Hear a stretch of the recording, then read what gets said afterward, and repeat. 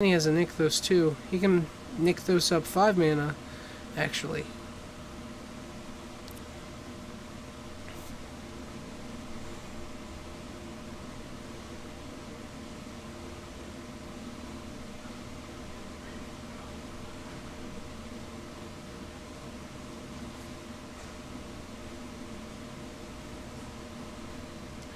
Jesse shuffling around his hand, trying to think of whether to attack or not, and he looks like he'll actually just be able to attack with the Visionary. He's just going to pass it back. He's going to draw Polluted Delta, finally getting his 4th land.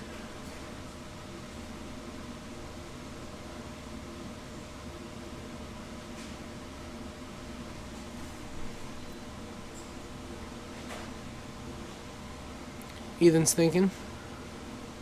Looks like they're both trying to play this game as best as they can. They're really thinking out their turns, and you like to see that. Actual strategy versus strategy instead of just tapping lands, throwing down spells, and seeing what happens. That's what you should do when you play, is not throw your stuff down and just not think about it, but try to develop a strategy going into your games. And I think both of these players know exactly what they want their decks to do against this match, and that's why when they get in tricky situations with awkward cards in hand,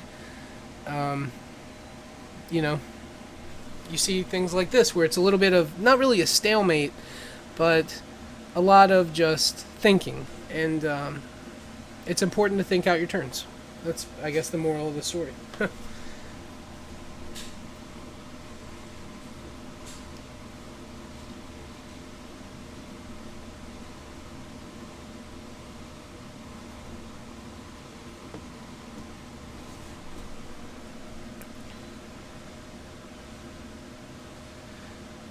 I believe we are still in Ethan's main phase, and he's trying to think of what to do against this board.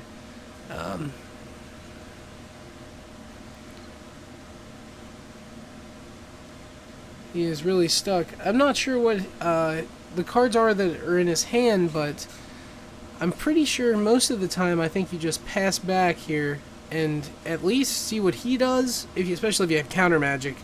You get to see what he does. You get to activate Tassiger's ability, maybe. Unless he has Anger of the Gods. If he has Anger of the Gods, he needs to just slam that. No, wait, he doesn't, because it doesn't even do anything because of Heritage Druid. Yeah, I see now why Ethan is thinking out his turn so long. I think he's in a really tough spot. I think he does have the Anger of the Gods, but it doesn't do much. But Ethan does need to pick up the pace a little bit, as he is just sitting there, basically. Not that it's bad, it's just try to play at a reasonable pace when you play in tournaments. It's important to think out your turns, but don't take all of the time thinking out your turns.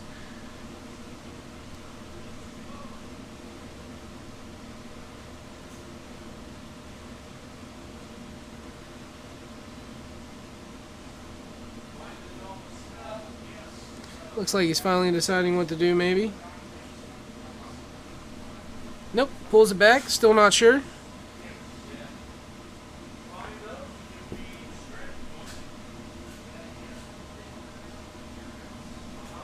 And he's just going to pass it back.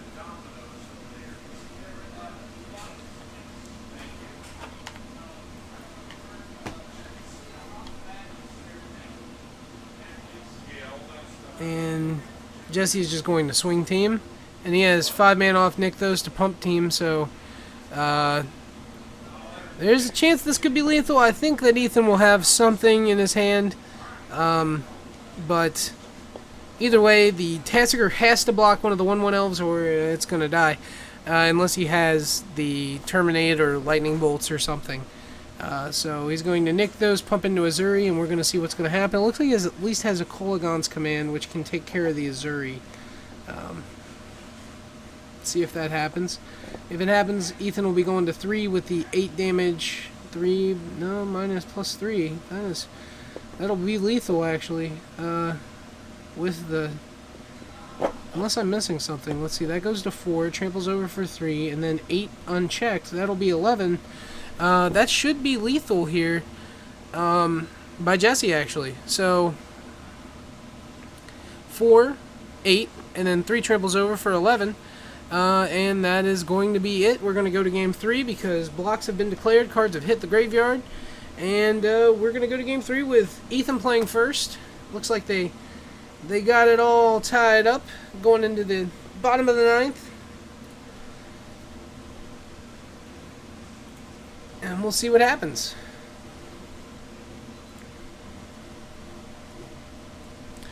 That was a pretty awesome game. Jesse waited and never played his collected company until Ethan finally tapped out. And doing so, Ethan had Dead Dispels in his hand, and Jesse played that about as well as you could have. He looked for his opening and took it, and then he found his third Azuri. And though it did die, it's got to use its ability first, and that is what mattered the most.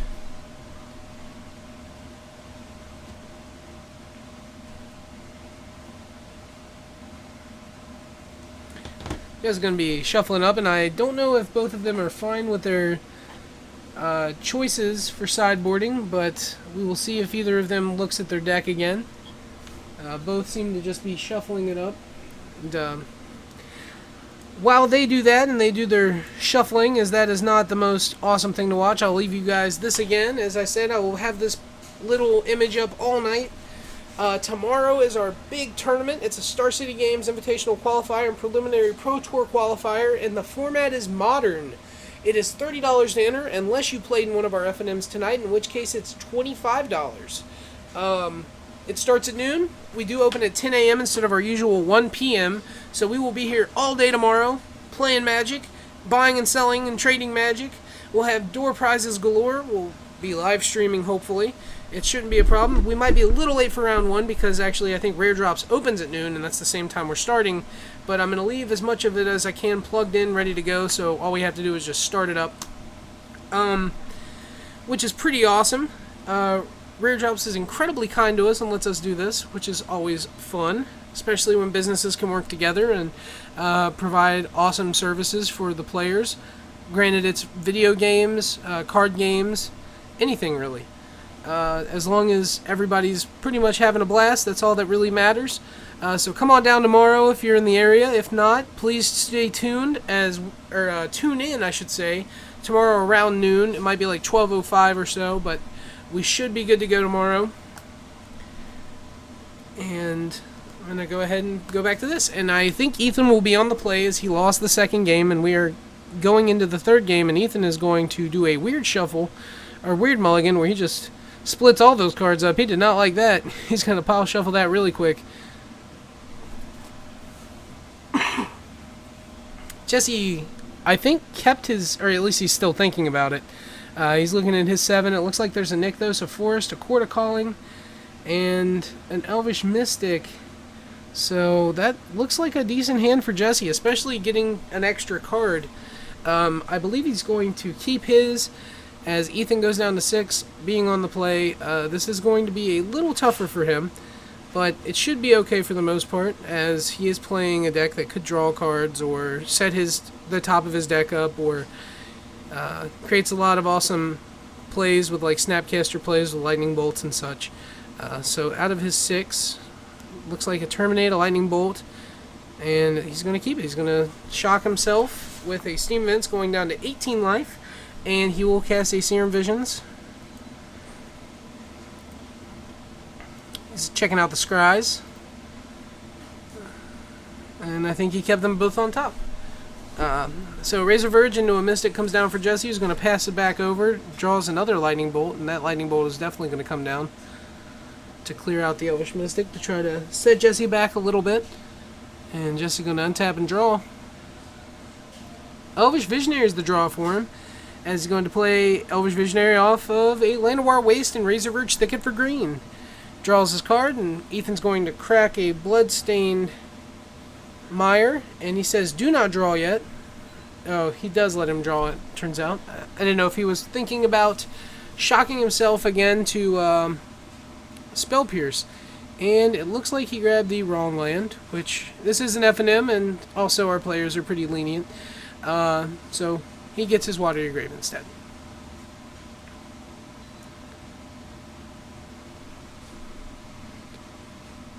untap, draw. Ethan's going to go to his main phase here as he plays a land for turn, and it's going to be a mountain. And that lets him Snapcaster Lightning Bolt if he so wishes, or Snapcaster Serum Visions. He could just hold up Terminate and Lightning Bolt. There's a lot of plays here that he can make, and it looks like he's going to go with the Serum Visions play, which will be him drawing and then scrying too. Looks like that was a Keranos and a Lightning Bolt, and I'm not sure if he can even cast that Keranos. If that is a Keranos, I think that's an awkward one to side in. I mean, granted, if you get it rolling, you're going to be able to handle this deck completely. But I think if you have the mana to cast a Keranos and get on tap with it, you're probably going to win that game anyways. Because Elves did not beat you by turn 5. Heritage Druid's going to come down. And another Heritage Druid. And that's going to give him... He has to take a point of damage for that one. Llanowar Waste's going to knock him down to 19 life. And Jesse's going to pass it back. He's going to draw. His Keranos draw. And a Bloodstained Mire is going to come down.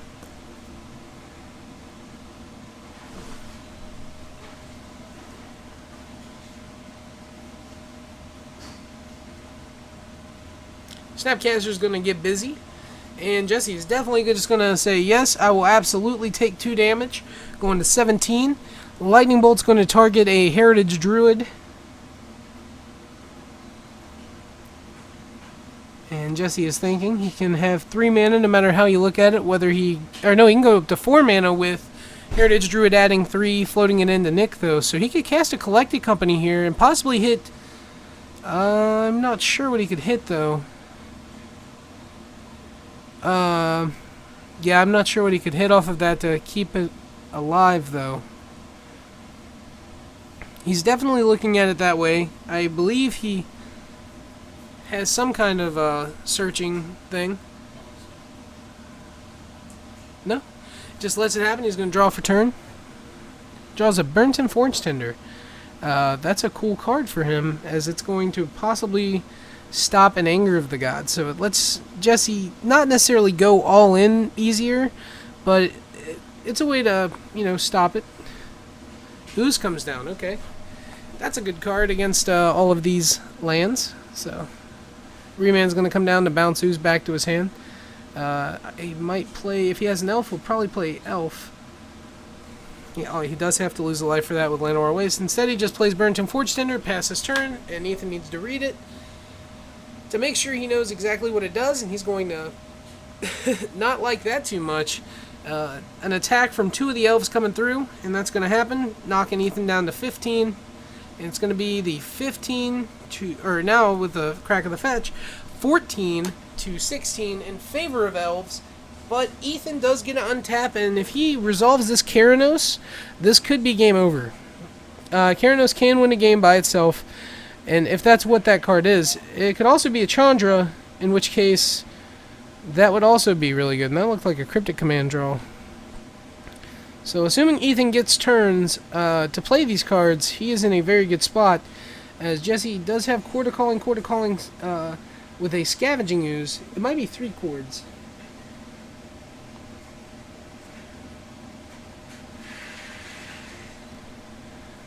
Hi, George. Sniper's Wrath is George. He is a longtime friend of the stream. Granted, we've only been doing this for roughly like a month now, so it's a long time, right? So, thanks for watching, everybody. We're going to be streaming all night, at least until this tournament's over. Then we have to close up shop and start early again tomorrow. We're opening at 10 a.m. tomorrow to prepare for our preliminary Pro Tour qualifier, Star City Games Invitational qualifier that starts at noon. And that's going to be the modern format, and it's going to be a blast. We're going to see a lot of these same people there. I don't know how many of these people will be on camera, but we will find out. So an untap and a draw are going to come from Ethan, and that was another Cryptic Command, as he's not able to cast Keranos, but he is certainly able to cast Cryptic. Chord for 2 is going to come down, and that should be met with a Cryptic Command. He's going to counter it and probably draw a card. Jesse does have to take 1 from his Llanowar Waste in order to get the triple green, though. Ethan counters and bounces Snapcaster. I forgot.